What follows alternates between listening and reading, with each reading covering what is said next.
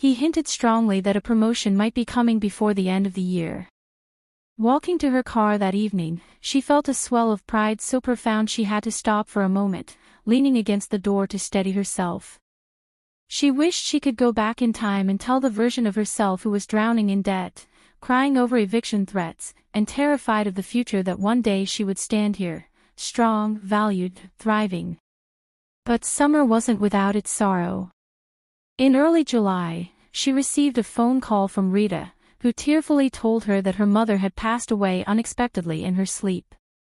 The grief hit Marissa like a cold wave, not only because she mourned the loss on Rita's behalf, but because it reminded her of how delicate life could be, how quickly stability could be shaken. She drove to Rita's house that evening, sitting with her on the couch for hours, holding her hand, listening, offering comfort without trying to fix anything. As she drove home later, the streetlights blurring through her tired tears, she felt a deep gratitude for the people in her life and a renewed commitment to being present for those she loved. The next day she called her own mother, not to discuss anything urgent, but just to say hello, just to hear her voice. Life felt too precious to take anything for granted. By mid-July, the summer heat had intensified, and so had her closeness with Ethan.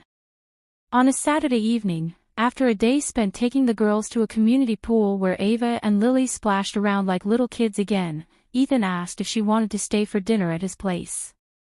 The offer felt like a meaningful step, not rushed, not inappropriate, but intimate in the way trust becomes intimate, so she agreed. After they tucked the girls into the living room for a movie, she and Ethan moved to the back porch, where the air smelled like cut grass and barbecue from a neighbor's grill.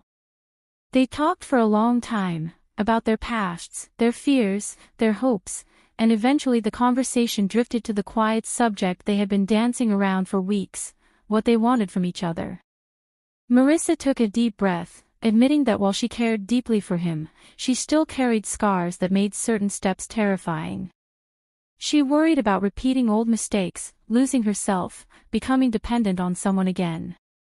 Ethan listened, nodding gently, and then told her he had no intention of taking away her independence, that he admired it, that he wanted to build something with her, not around her. He didn't ask for more than she could give. He simply asked for honesty, for partnership, for patience as they figured things out together.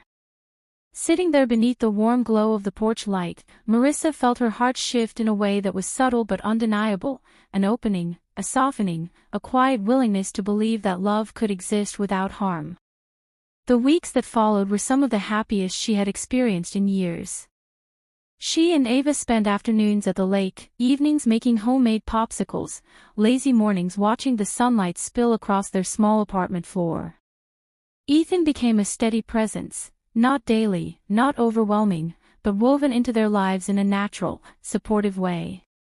And through every laughter-filled moment, every challenge, every soft embrace, Marissa felt herself inching closer to a truth she once thought impossible. She was ready to let herself be loved again, not because she needed it, but because she deserved it. One late July evening, as she and Ava sat on the balcony watching fireflies flicker across the courtyard, Ava leaned her head on her shoulder and whispered, "You seem really happy lately, Mom." And Marissa, feeling the weight and the beauty of that observation, kissed the top of her daughter's head and whispered back, "I am."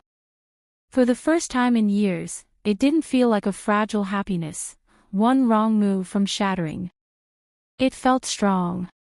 It felt grounded. It felt real. August settled over their lives with a heavy, golden warmth, the kind that made the evening stretch endlessly and the air feel thick with the scent of honeysuckle, and as summer reached its peak, Marissa found herself living in a reality she once thought belonged only to other people, people who hadn't been broken by betrayal or crushed under debt, people who hadn't lain awake at night wondering how they would feed their child or survive the next bill cycle. Yet here she was, in a life that was still imperfect, still occasionally overwhelming, still stitched with the memory of pain, but now filled with a peace and steadiness she carried like a quiet flame inside her. August was also busier than she expected. Ava had signed up for a summer arts camp run by a local community center, and the first morning as she dropped her off, watching her daughter walk confidently toward a group of kids, sketchbook tucked under her arm. Marissa felt a deep wave of gratitude wash over her. She had worried for so long that her own turmoil would permanently wound Ava, but seeing her daughter laughing, thriving, embracing life, it softened something inside her that had remained clenched for years.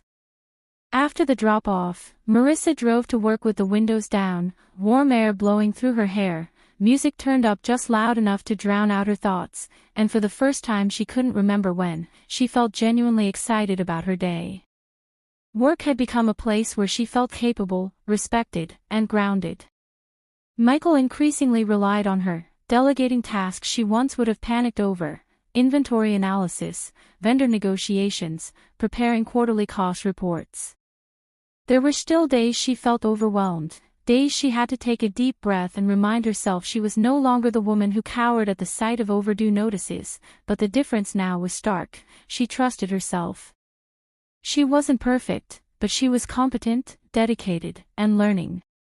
And each time a task went well, each time a coworker thanked her for her help, each time she finished something she once thought impossible, she added another quiet brick to the foundation she was rebuilding inside herself. But life, as always, mixed joy with moments of challenge. In the second week of August, she received an unexpected notice from her bank regarding an overdraft charge, one caused by a subscription she forgot to cancel months ago. The $38 fee knocked her off balance emotionally in a way that surprised her. It wasn't the amount that hurt, but the fear it triggered, the old panic from the days when one unexpected fee could spiral into catastrophe.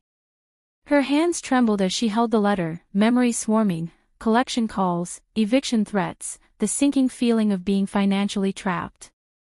She sat on the edge of her bed for nearly 20 minutes, breathing slowly until the fear passed enough for logic to return. Then she called the bank, explained the situation, and asked if they would reverse the fee. The customer service agent agreed, and when she hung up, she felt a wave of relief so strong it made her laugh in disbelief. Not because everything was perfect, but because she realized she had handled the situation like a woman who trusted herself, not like someone waiting to fall apart. Later that evening, Ethan called to check on her, and when she told him what happened, he didn't dismiss her feelings or minimize the fear. Instead, he praised her for staying calm, for not letting the past dictate her present.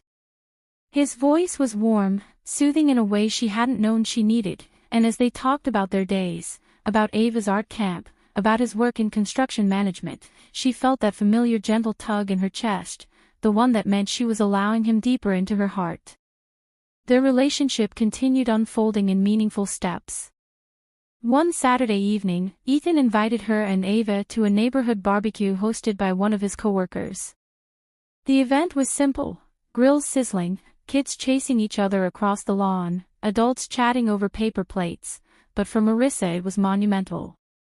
Introducing Ava into more of Ethan's world meant this wasn't something casual, and the way he placed his hand lightly on her back whenever he introduced her made her feel acknowledged, valued, chosen. During the evening, she found herself talking with other women about parenting, work stress, rising rent prices, the everyday things that connected people, and she felt something she hadn't felt in years: belonging. Later, when Ethan walked her and Ava to their car, he leaned in just slightly, brushing a soft kiss against her cheek, a gesture so tender it sent a warm flush racing through her entire body.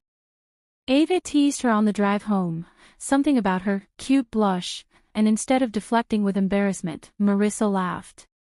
Because she was happy. Really, deeply happy. But August also brought a moment that tested her heart in a way she didn't expect. One evening, after returning from the grocery store, she found Daniel sitting on the steps outside her apartment building, head in his hands, looking worn and scattered. The sight of him, once familiar, now unsettling, sent her pulse racing. She approached carefully, telling Ava to wait inside. When he lifted his head, his eyes were red, tired, and filled with a desperation that made old wounds sting anew.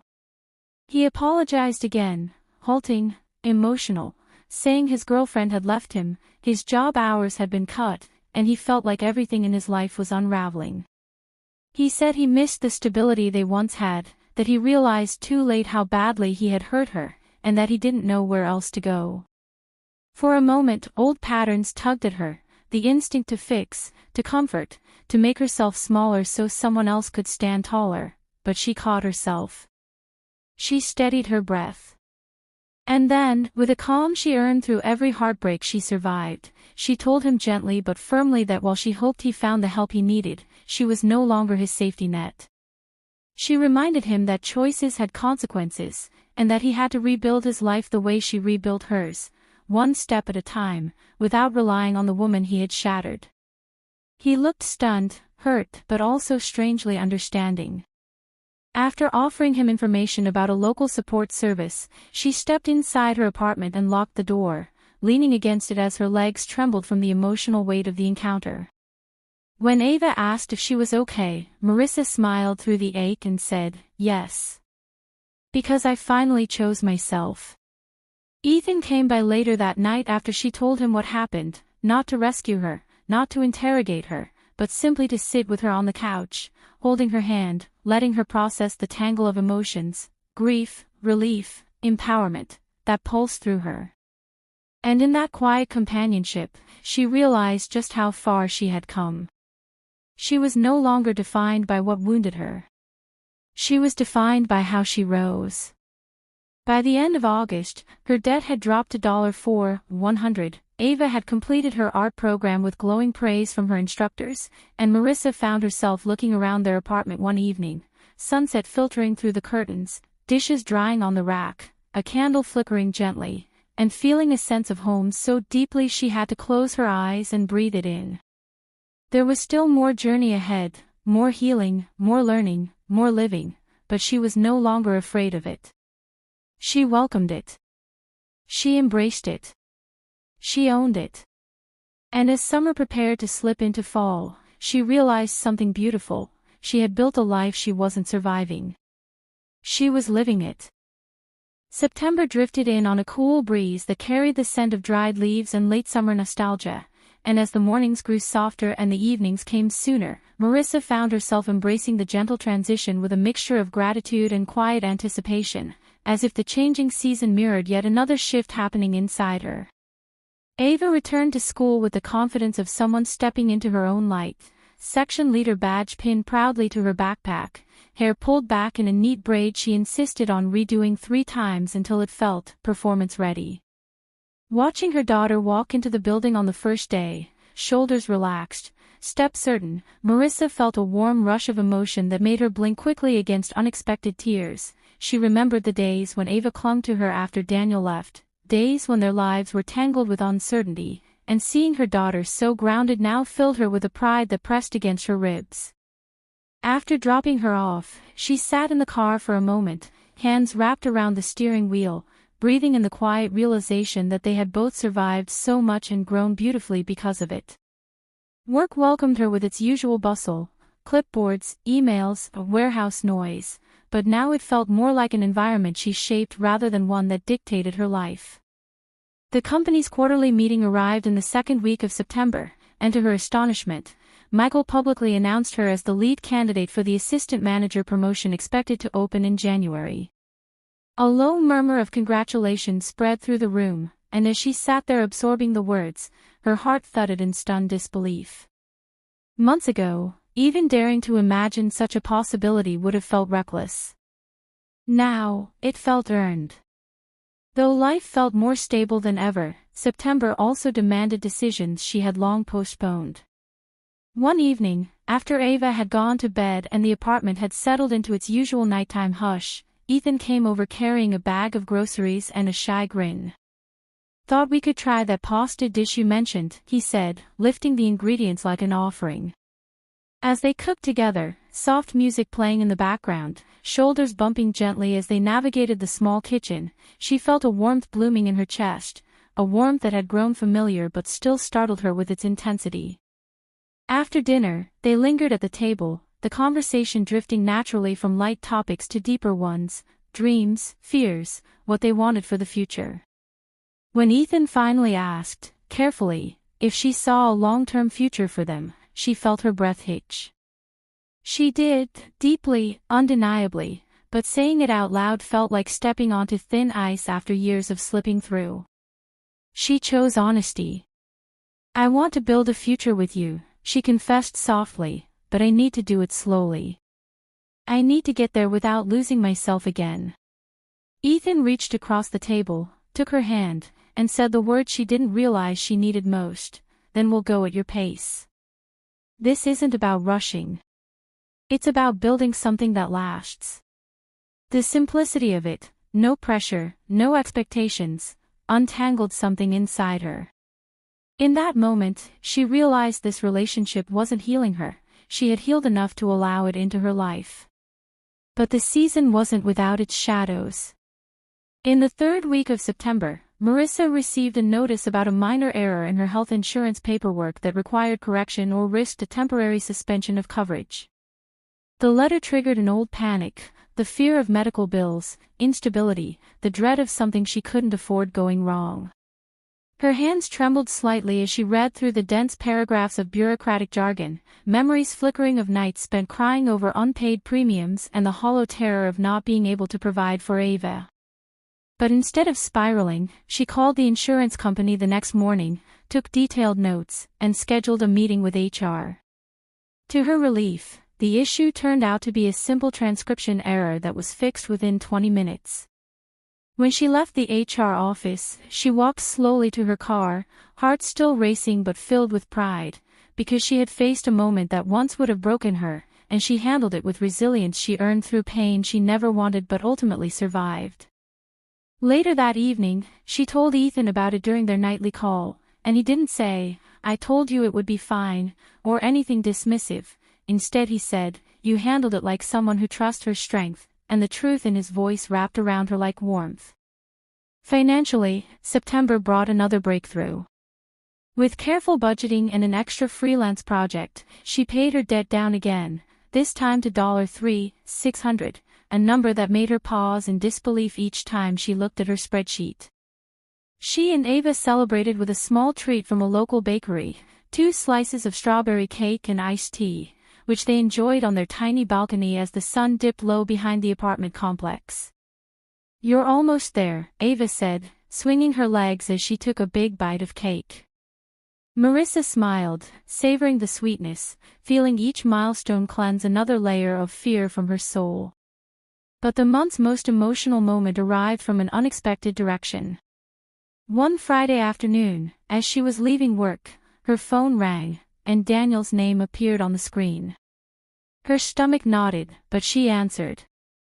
His voice was calm, almost subdued, as he told her he had begun attending therapy and a support group for financial stress. He didn't ask for help. He didn't ask for sympathy. He simply told her he was trying to change for the sake of his own future and, more importantly, for his relationship with Ava. There was a sincerity in his tone she hadn't heard in years. When she hung up, she sat in her car for a long moment, emotions swirling, relief, sadness, acceptance. She didn't want him back. She didn't want the life she left. But she wanted healing for him, not because he deserved forgiveness, but because Ava deserved a father capable of showing up. That night, she told Ava about the call, and though her daughter approached the news cautiously, Marissa saw a glimmer of hope in her eyes, small, fragile, but real. As September neared its end, she attended a community fundraiser with Ethan and both their daughters, a small event with food trucks, a bouncy house, and acoustic music strumming gently through the warm twilight air. Watching Ava and Lily run together, laughing under strings of twinkling lights, she felt a stirring in her chest, something like peace, something like arrival. Ethan slipped his arm around her waist, pulling her gently against him. "You okay?" he murmured into her hair. She nodded, leaning into him. "Yeah," she whispered. "For the first time in a long time, I really am." They stood like that for several moments, breathing in the music, the laughter, the sunset glow, and the undeniable sense that life had finally brought her to a place where she wasn't fighting to survive, but learning how to live fully, deeply, beautifully. And as September faded into October, with its promise of warmth giving way to crispness, Marissa felt ready, not just for the coming season, but for every season ahead, knowing she had built a life with room for joy, for love, for growth, and for peace. October arrived with its crisp, amber mornings and leaves that crunched underfoot like reminders of how time kept moving forward, and Marissa found herself more attuned to every small shift in her life, noticing how the golden light poured through her kitchen window and illuminated the dust motes floating lazily in the air, how Ava hummed while unpacking her school projects, and how Ethan's quiet presence had become a steady rhythm she could lean on without fear. The apartment felt fuller than ever, not just in the physical sense of furniture rearranged for efficiency or groceries stacked carefully to stretch the budget, but in the emotional weight of a life reclaimed, each memory of past heartbreak layered over by new experiences of laughter, trust, and careful joy. She had grown cautious about celebrating too soon, mindful that life could always deliver a sudden curveball, yet she allowed herself to savor moments without guilt, recognizing them as markers of resilience rather than fleeting luxuries. One particularly rainy Wednesday, after work, she stopped by Ava's school to pick her up and found the hallway buzzing with the excitement of an upcoming talent show. Ava's eyes sparkled as she told her mother about her solo art performance, the pride in her voice making Marissa's chest tighten in a familiar, happy ache. That afternoon, they walked home under a shared umbrella, the steady patter of rain against the fabric creating a soundtrack for simple intimacy, a quiet reminder that joy didn't always announce itself with fireworks. It often arrived softly, almost imperceptibly, until you realized it had embedded itself deeply in your bones.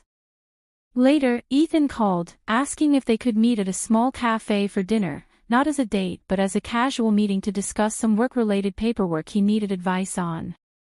Over sandwiches and the rich aroma of brewed coffee, their conversation flowed naturally between laughter and meaningful topics, and Marissa felt the rare ease of being truly known without judgment, a luxury she hadn't experienced in years. It was during this meeting that she realized how much she had come to trust her own instincts, about people, about choices, about her path forward, because she had survived mistakes, betrayals, and financial disasters that would have once defined her entire identity. The cafe's warmth seemed to wrap around her, a cocoon of comfort that contrasted sharply with the chill of memories that sometimes visited uninvited, and she found herself silently promising to protect this life, this peace, with the fierce attention she once reserved for her fears. Financial responsibility had become a personal triumph and a persistent challenge simultaneously. By mid-October, Marissa had paid down her debt further, now standing at $2,900, and the relief it brought was tempered with the diligence she maintained over every expense. She kept a small notebook detailing every dollar, every payment, and every unexpected expense, reminding herself that budgeting was both an act of survival and an act of self-respect. It wasn't glamorous, but it grounded her, a tangible measure of her progress in a world that often felt unpredictable. One morning, a minor setback occurred when an online shopping scam targeted her account. A fraudulent charge of $128 appeared from a site she didn't recognize. Her stomach dropped as the old panic threatened to overtake her, but instead of freezing or spiraling, she methodically contacted her bank, froze the card, disputed the charge, and received a confirmation email that the money would be refunded within 5 business days. Sitting back in her chair, she allowed herself a rare, deep exhale. This wasn't the helplessness of past mistakes, this was competence, resilience, and learned caution in action. She realized that financial instability no longer controlled her, it existed within her control now, a challenge she could meet with clarity and action rather than fear. Later that evening, she celebrated the small victory with Ava by baking pumpkin muffins together, flour dusting their clothes and laughter echoing through the apartment, simple yet powerful rituals that reminded Marissa of the life she was actively creating, brick by brick, day by day. Yet October also brought unexpected tests of emotional resilience. One Sunday afternoon, Daniel showed up unannounced at the apartment, holding a bouquet of wilted daisies, looking both contrite and desperate. Marissa's heart clenched at the sight. The man who had once been her world and her undoing now stood awkwardly, an echo of mistakes past, and yet somehow smaller, quieter, humbled by his own failures. He didn't demand forgiveness or access to their lives, He simply explained that he had lost his new job unexpectedly, was living temporarily with a cousin, and wanted to be transparent about the changes in his life for Ava's sake. Marissa listened, her face calm but her mind alert, weighing words and intent with the precision honed over years of heartbreak and betrayal. She felt a surge of old emotions, resentment, fear, tenderness, but carefully reminded herself that their connection had shifted irrevocably. Compassion, not attachment, was her new approach. She offered guidance, a list of local employment services, support groups, and advice for rebuilding credit.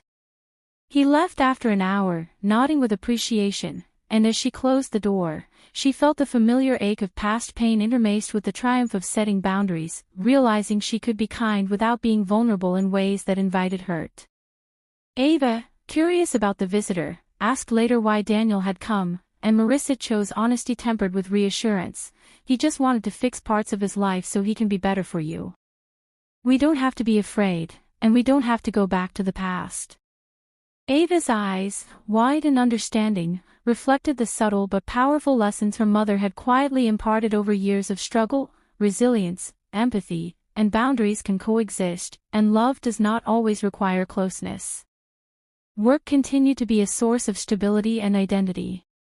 Marissa's promotion seemed increasingly tangible as she took on new responsibilities, led meetings, and mentored junior staff who looked to her for guidance. Michael's confidence in her abilities was unwavering, and the recognition of her talents within the company served as a constant, affirming counterpoint to the chaos that had once dominated her life. She learned to navigate challenges without panic, negotiate outcomes without fear, and make decisions grounded in logic rather than emotion alone. Even minor victories, resolving a vendor dispute, streamlining inventory management, or mentoring a struggling colleague, felt monumental in contrast to the years when survival overshadowed every choice.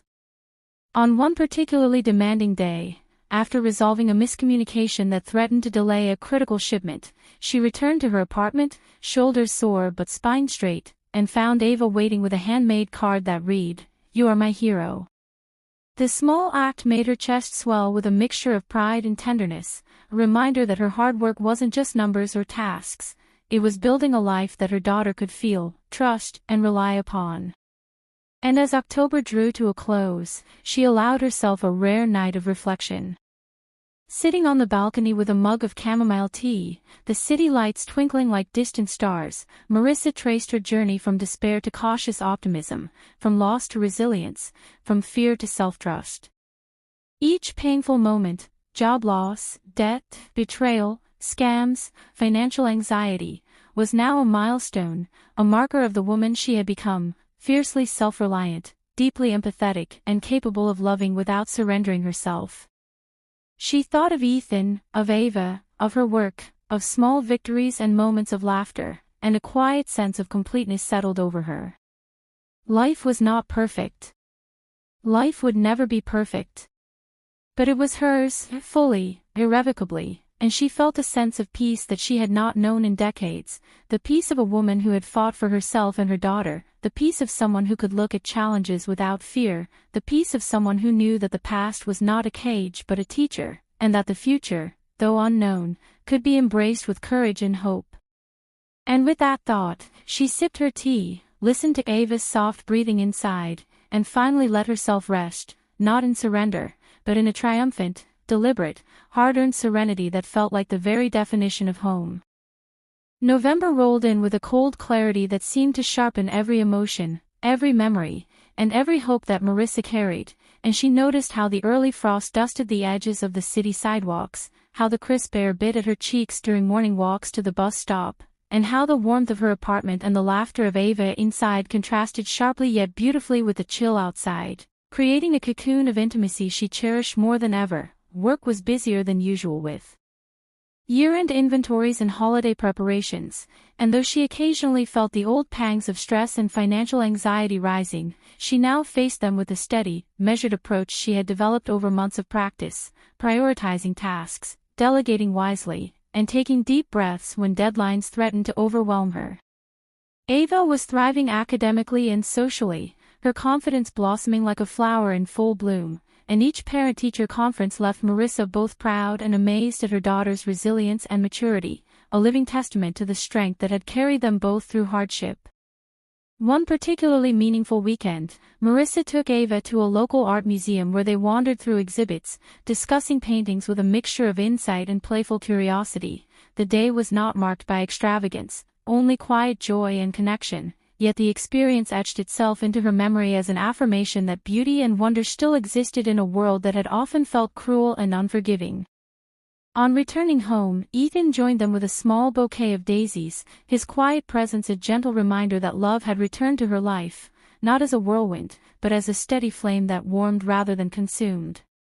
That evening, as they sat together in the living room, Ava leaning against Marissa's side and Ethan holding her hand across the couch, Marissa felt a profound sense of gratitude, the kind that resonated in the core of her being, a recognition that she had not only survived her trials but had cultivated a life that could embrace happiness, responsibility, and love all at once.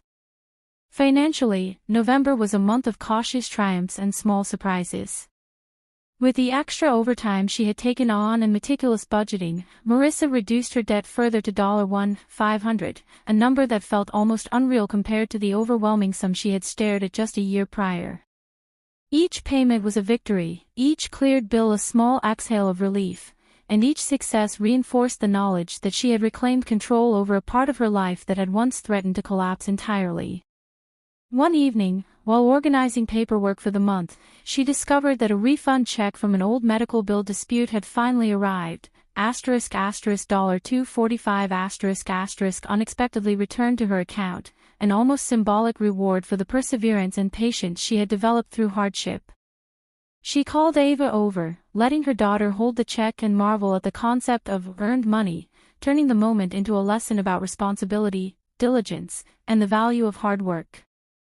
Later, as they celebrated with hot cocoa and cookies, Marissa reflected on how far they had come from the nights of fear and uncertainty, the nights when they counted every penny, wondering if bills would be met or if the next week would bring yet another financial blow.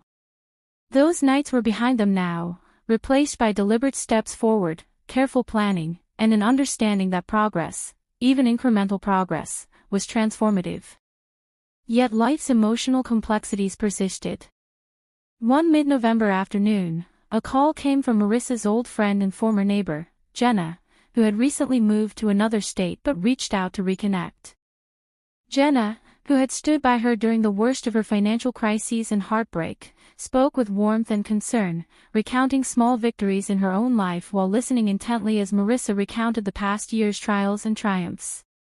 The conversation stretched for hours, touching on grief, love, growth, and the nuanced ways people rebuild themselves after devastation.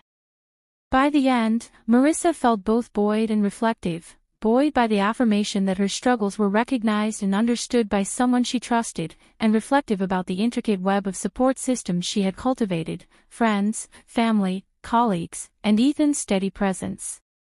These relationships, nurtured over time, were not dramatic or overtly heroic, but they were real, enduring, and vital.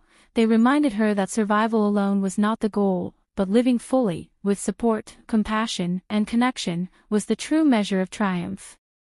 The month's most unexpected challenge arrived in the form of an urgent repair notice for the apartment's heating system, a repair that carried the risk of a significant expense at the worst possible time. Marissa's first instinct, one she had cultivated over years of financial instability, was panic. She felt the old adrenaline surge, the almost reflexive fear of money slipping away, of life becoming unmanageable once again. But instead of surrendering to anxiety, she systematically called 3 repair companies, compared estimates, and negotiated a payment plan that was manageable, transparent, and realistic.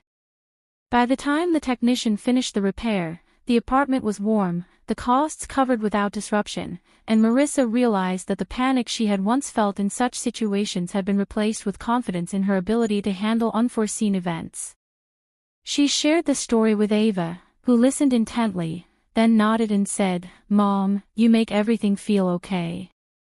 Marissa smiled through the ache in her chest, recognizing that what Ava truly admired wasn't the absence of problems but her mother's courage and resilience in facing them head-on.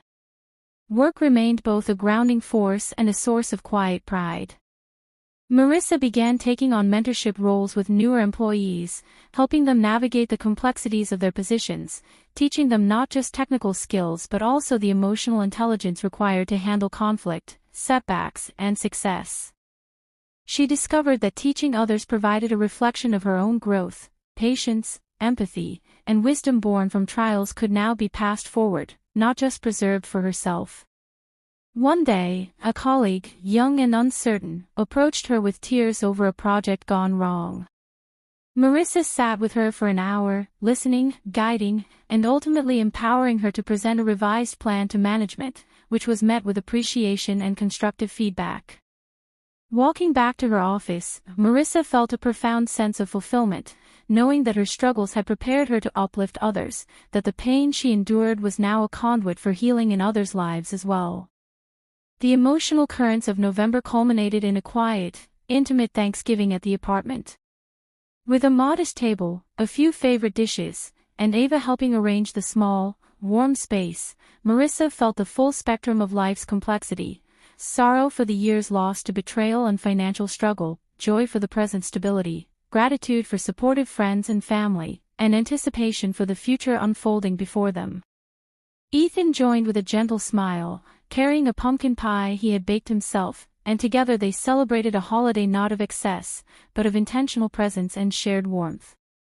As the evening settled into the night, Marissa sat back, holding Ava close while watching Ethan laugh over a shared memory, and realized with a clarity that surprised her just how far she had come, from heartbreak, debt, and betrayal to a life that balanced responsibility, love, and hope. Tears fell quietly, unbidden, not from despair but from the sheer depth of survival, endurance, and eventual peace, and she silently acknowledged that the life she now lived was not perfect, but it was whole, earned, and beautiful in its quiet, steadfast authenticity.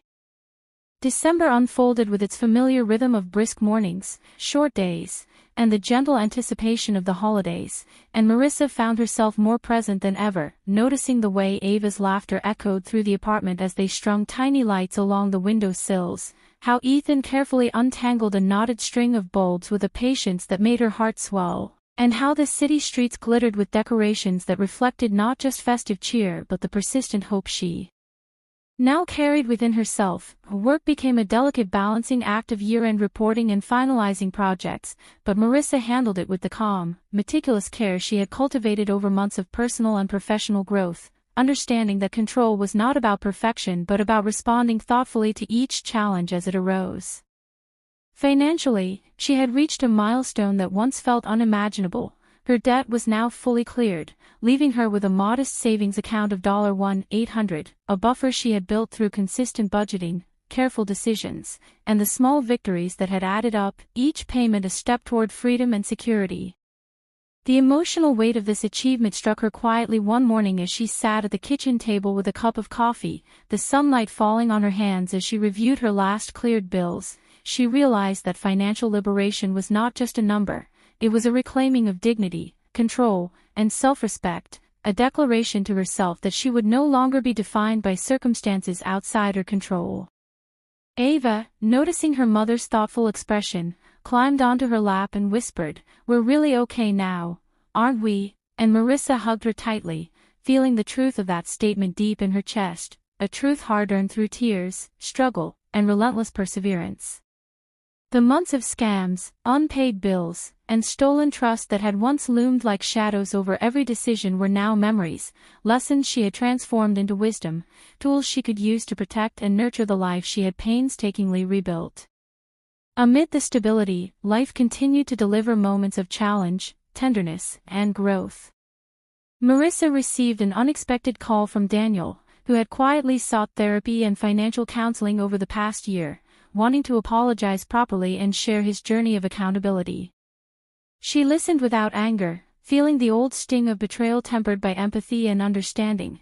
It was remarkable to realize that she no longer needed to relive pain in order to forgive, that boundaries could exist alongside compassion. Daniel spoke candidly about his mistakes and the steps he had taken to become a better man, a better father, and Marissa offered acknowledgement without opening the door to old patterns of hurt, carefully balancing love for her daughter with protection of her own heart. After the call ended, she sat quietly in her living room, Ava's school bag still on the floor, and reflected on the sheer transformation. The man who had caused so much pain was no longer a figure of fear or longing, but a symbol of growth, accountability, and the fact that life did not have to repeat its worst chapters if lessons were learned and boundaries maintained. She felt a sense of closure, not dramatic or cinematic, but steady, gentle, and profoundly real, as though the final knot in a long, painful story had been untangled, leaving space for peace and forward motion. The holidays brought moments of joy that were both tender and vivid in their emotional depth. Marissa, Ava, and Ethan decided on a small, intentional celebration rather than indulgent excess, a modest tree, handmade ornaments, and a dinner filled with laughter and shared stories. Ava, excited and giddy, insisted on writing a letter to Santa, asking not for toys but for happiness and health for everyone she loved, a moment that made Marissa's eyes water as she realized the resilience and generosity her daughter had inherited from her. Friends Jenna and Michael joined via video call, sending warmth and companionship across the miles, and Marissa marveled at the way technology and human connection could weave a sense of extended family support network that was no longer dependent on past failures or betrayals. Each story shared, each laugh exchanged, reinforced the idea that life's richness came not from material wealth, but from connection, presence, and the ability to embrace joy even amidst past scars. She noticed how far she had come, from nights of anxiety and tears to evenings of laughter and shared contentment, from feeling unworthy and broken to recognizing her own strength, resilience, and capacity for love. Ethan held her hand as they watched Ava place the final star atop their tree, and in that moment, Marissa felt a profound stillness, the peace that comes not from perfection but from having survived, learned, and nurtured a life of meaning, care, and intentionality. December also offered Marissa professional fulfillment and a sense of purpose that she hadn't imagined possible during the years of struggle. She had been asked to lead a new initiative at work aimed at mentoring and developing junior employees, an opportunity that combined her organizational skills with the wisdom she had gained through personal hardship. She threw herself into the project, guiding colleagues through challenges, celebrating small wins, and modeling resilience as both a professional and a personal ethic. One afternoon, a young intern approached her with tears in her eyes, confessing that she had recently faced financial difficulties and felt hopeless in her career path. Marissa listened attentively, sharing her own story selectively, not to overwhelm but to inspire, emphasizing actionable steps, perseverance, and the importance of self-belief. Weeks later, the intern thanked her, crediting Marissa with instilling confidence and a sense of possibility. Marissa felt a quiet satisfaction, realizing that the suffering she had endured could now ripple outward, transforming others' lives even as her own continued to stabilize. Each act of guidance, each moment of mentorship, reinforced the truth she had gradually internalized, that strength and kindness were not mutually exclusive, and that her scars were not marks of shame but symbols of endurance and empathy. The final days of December were marked by reflection and preparation for a new year that promised continuity and quiet optimism. Marissa spent a morning alone with Ava in the local park, walking under a sky streaked with pink and orange, and found herself considering the trajectory of the past 12 months: job loss, debt, betrayal, scams, uncertainty, and heartbreak had given way to healing, stability, love, and a reclaimed sense of self. She acknowledged the pain without letting it dominate the present, embraced the hard-won victories without boasting, and allowed herself to envision the future with hope rather than trepidation. Ava skipped ahead, pointing out a flock of birds and laughing, and Marissa felt an intense surge of gratitude for the life she had fought to rebuild, for the people who had supported her, and for the person she had become, resilient, compassionate, and unafraid to face whatever came next. That evening, as the first snowfall of the season dusted the streets in white, Marissa, Ethan, and Ava sat together by the window, watching flakes fall silently, their hands entwined, hearts aligned, and past struggles rendered into lessons rather than chains. The room was warm, the table simple but comforting, and Marissa felt a profound sense of completion, a life rebuilt with courage, honesty, and deliberate care, a daughter thriving under her guidance, a partner chosen with thoughtfulness and trust, and a future that could be embraced with both gratitude and anticipation. She realized that peace did not mean a life free of challenges, it meant a heart strong enough to face them with grace, a mind clear enough to learn from them, and a soul open enough to love despite them. And as she watched Ava drift off to sleep, Ethan's hand still holding hers, she felt the quiet, unwavering truth of her journey. She had endured, she had healed, and she had finally arrived at a place of serenity, hope, and the enduring, beautiful certainty that life, though unpredictable, could still be lived fully, tenderly, and with purpose. For more gripping tales like this, don't forget to subscribe and hit the notification bell so you never miss an update.